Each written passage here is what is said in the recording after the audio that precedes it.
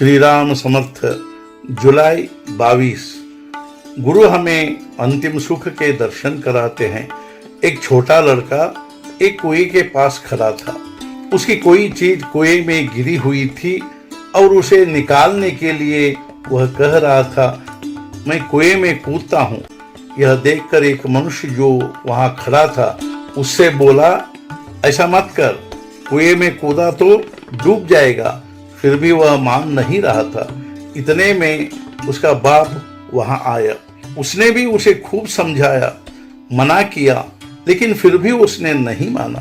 तब तो वह उसे डराता, मारता, पीटता घर ले गया। तो अब वह लड़के को मार रहा था, इसलिए क्या आप पिता को दोष देंगे? एकलौता एक बेटा मनौती मानकर हुआ, क्या तुम ऐसे कहोगे? उसे कुएं में कूदने दिया होता तो क्या होता? नहीं कहोगे ना? तो फिर गुरु भी क्या करते हैं? हम विषय वासना के कारण विषय मांगा करते हैं और वे दिए गए तो हम डूब मरेंगे, यह गुरु जानते हैं।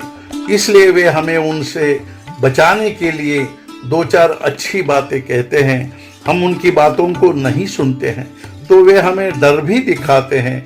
हम रोते हैं तब भी वे हमें उसमें से ऊपर खींचते ही रहते हैं, अर्थात विषय वासना में डूबने से बचाते रहते हैं।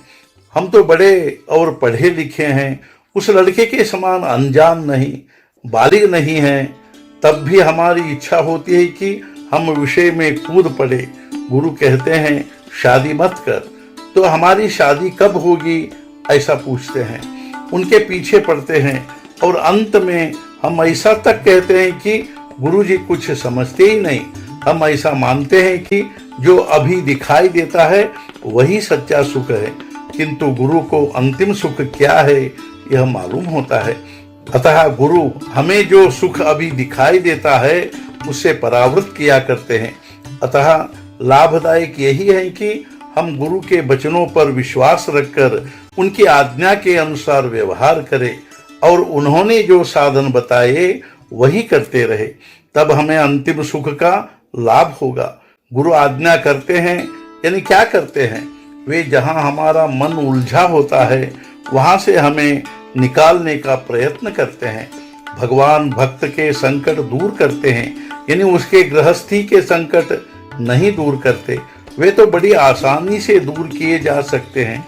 भक्त को संतोष में रखकर उसे संकट सहन करने की शक्ति देते हैं।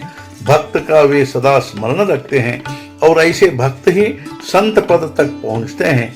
हमें किसी विद्वान मनुष्य की विद्वत्ता समझना चाहते हैं तो हमें भी थोड़ा विद्वान होना चाहिए।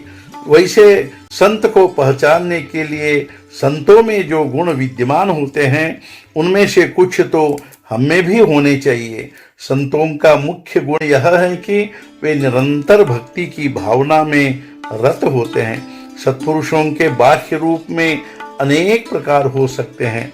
देश और काल के अनुसार बाहरी रहन सहन के ढंग भिन्न भिन्न हो सकते हैं, किंतु भीतर भगवान का प्रेम मात्र उन सब में एक जैसा ही होता है।